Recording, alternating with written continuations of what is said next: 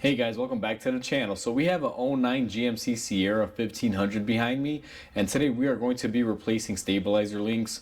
What this truck has, basically one side is broken off and missing and the other side is still attached, so it's making a little bit of noise, and that's why we're going to be replacing them today. Now before we go ahead and begin, guys, if you guys haven't subscribed to the channel, hit the subscribe button down below and definitely smash that like button because it helps the channel out. And with that said, let's go ahead and get into today's repairs.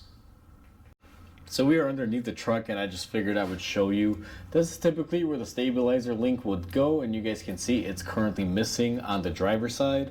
And as far as the passenger side goes, bringing you guys around, it is right here and it's still attached. Now these typically break, they're half plastic and metal and they will fall off. You guys can see this one is still holding on, but that's because this side broke off beforehand, and typically there's no pressure on it fighting it, so one will stay on without the other without having any issues.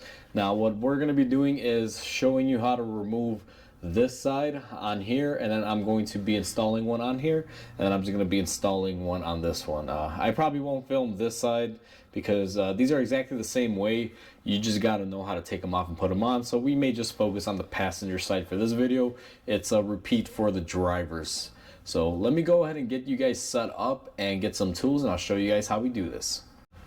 Have you guys set up in the best position. We are looking at our stabilizer link. These are basically a really long bolt that goes through, has a couple washers and bushings, and the spacer in between that's made of plastic. Right up top right here you have a 15mm nut, and this down here is a 15mm bolt.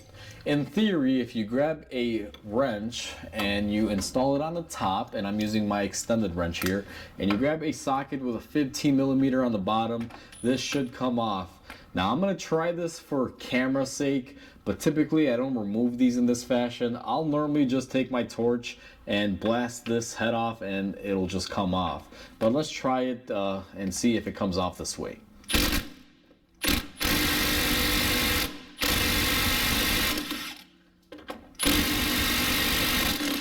So sure enough, guys, it's been on here for so long that it just doesn't want to come off the way that they intended it to.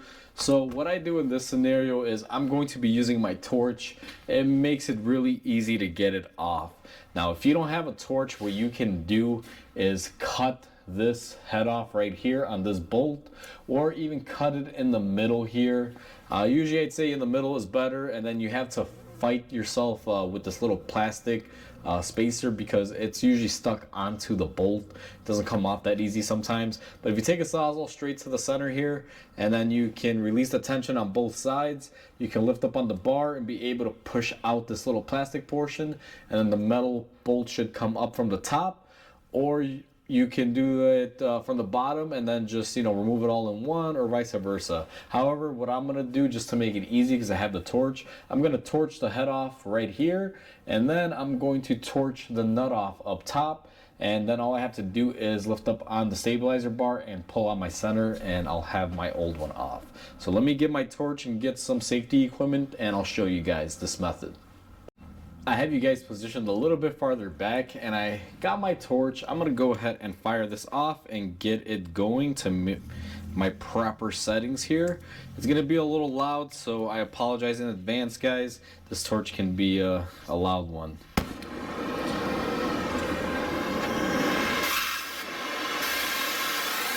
So now that I got my torch ready and this is the flame that I want, I'm just gonna go ahead and start off with my lower bolt head right here.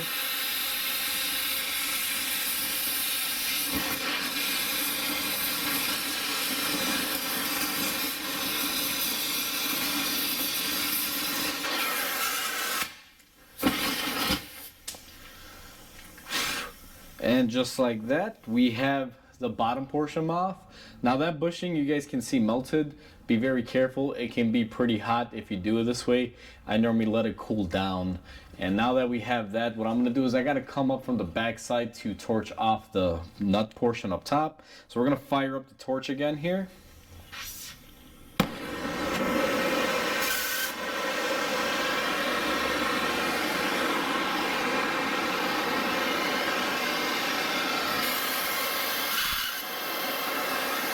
And now that I got my torch setting correct, I'm going to come in from the front side here, make sure I don't burn anything, and we are just going to take off our nut and stud here by melting it off.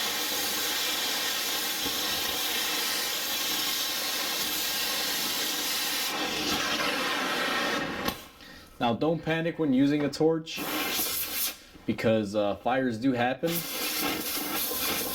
Make sure you have some sort of equipment to put it out. Now this one is going nuts there. I'm just using the oxygen on my torch by blowing it on there to get it off, making sure that my gas was in the off position so that way we don't start up our torch again. What I'm gonna do is let these cool down a little bit and I'll bring you guys back in, because if you guys can see here pretty clearly, this thing is a smoke show. It is pretty much melting that rubber bushing up there. So I'm gonna give it some time so I don't burn myself. I've given it some time to cool down, but it's still a little smoky down here. So what I'm gonna do is take my pry bar and we are going to go ahead and pull off the bushing that goes on the bottom. And up top here, what we are going to do is go ahead and lift up on the bar, and we should be okay to slide this off. Now I was expecting this to come off all in one piece, but this tube came off, and you guys can see it's plastic, and sometimes they'll seize on this shaft. That's why when you cut it in the middle, sometimes they say you gotta pry this down to separate it, and then your bolt will just dangle in there like this one is doing. Now if I pull down on my pry bar here, I should be able, and very carefully because this is still a little warm, get off the rest of this stud, which is right there, and we can go ahead and, you know, throw that down. It's a little warm but not really super hot, and I'm just going to clean up any torch flakes that might have been left over. All you got to do is scrape it on by. You can see most of our bushing is left up there, and you got to be very careful with bushing material, guys. It can be very hot. So what I do is I'll just come in here and try to brush off most of it. If you need to, grab a rag or something before it solidifies and clean up the top, because we will have another bushing that is going to sit up here. So if you use a torch method, sometimes it'll melt and leave a bunch of debris and your new bushings won't sit in correctly. So I always take a rag while it's still somewhat warm and make sure it's nice and clean, like we just did with this one. I just used a red shop rag. Now that we have our whole stabilizer link out of the way, what we're going to do is go ahead and grab our new one, and I'll show you guys what it looks like before we install it. I have you guys positioned on the bench, and we have our new kit here, and this is a Moog kit. It's actually been upgraded from the original design. This is typically what you get, and most of these are stacked on here when you open up the package. And the way this works is you're gonna get one, and typically it should have a washer installed. All of these bushings, guys, they require a washer, so all you got to do is snap that in there.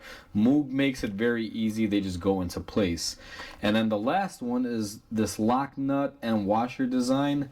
This simply slides into one of the bushings. They're all the same. It doesn't matter which one. You just go ahead and slide it in there, and it consists of the bushings, the washers, and then the washer and nut setup that has the collar. It consists of the long bolt that you need that holds everything together, and in between the upgrade design is you get a metal, or I believe this is aluminum, piece for the spacer instead of the plastic one that originally comes with it. According to what my parts guy said, these are the upgraded ones. Apparently they're a little bit stronger, but you know, anything is better than plastic, so I'll take this aluminum spacer any day. It's a lot better. Now that we've seen this kit, I'm going to show you guys really quickly how we're going to stack it when it's on the car so you guys don't get confused. Typically you'll start off with a bushing on your bolt. You're going to push it through the lower control arm. When it goes a little bit up, then we're going to stack another one, which would be one of these, and pretend my fingers are the lower control arm. It's going to go in place like that. Then we're going to have our collar, and you're going to install another bushing, and last but finally you're going to install your nut and your last bushing on top of the stabilizer link. So your stabilizer bar should be in between here, and your control arm should be in between here. And I'll point this out when we install it on the car, but I wanted to give you guys a good visual on how this stuff goes together. So now that we've gone through it, you guys have a good idea. The one thing, always make sure you got a washer installed on here. If you just put the bushing without the washer, you're going to shred it up and it's not going to work, and you'll have problems and you have to redo it.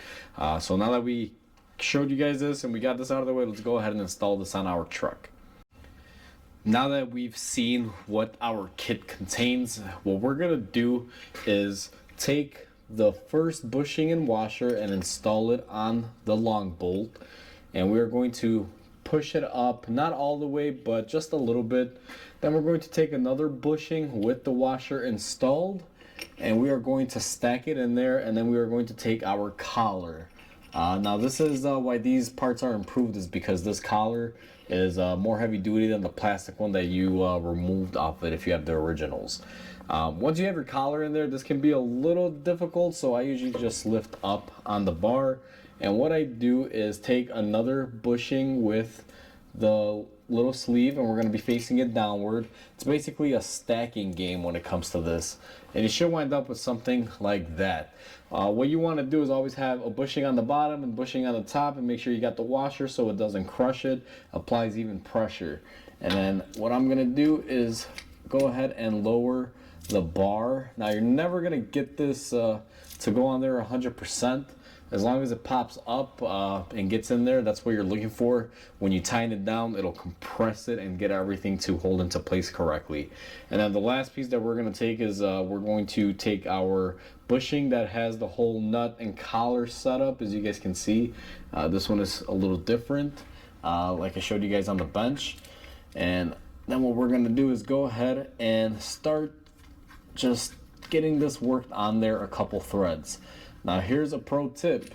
Don't tighten this all the way, especially if you're working on both sides. Once you get a couple threads, leave it loose. You're gonna need that extra room to be able to do the other side. So what I'm gonna do is go ahead and stack my other side here really quick before we go ahead and tighten this. So I went ahead and I got my other side on, and I got that tightened up, and you guys will see that once it's tightened up, we have a lot of room to play with. The reason why I say don't tighten any of them up unless both are installed, because when you tighten one up, it pulls down on the bar, and then you're never going to be able to get this in.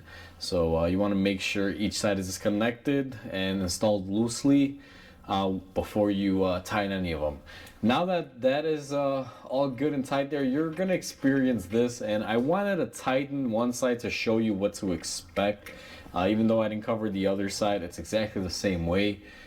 So this is what to be expected. So if you fight this and try and do it one side at a time, or one side is still hooked up and connected, this is what happens. So don't do it. It's just, you're going to aggravate yourself for no reason. As far as tightening goes on this, there's a lot of different ways. Some people just, go ahead and tighten them until they really compress the hell out of the bushing, and it winds up, destroying it. I take a different approach. You want to basically just make contact, have them, I guess you can say, smush up a little bit. Make sure they're tight, and then, you finish it off and you let it go. So we're going to take our wrench, and we are going to hold our top nut here, and then we are going to tighten up the bottom.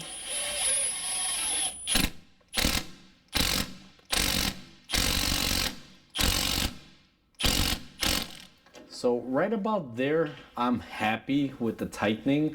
You basically want to see the bushing start compressing, but not fully compress. Just a little bit of mushrooming is the best way to kind of define it and explain it.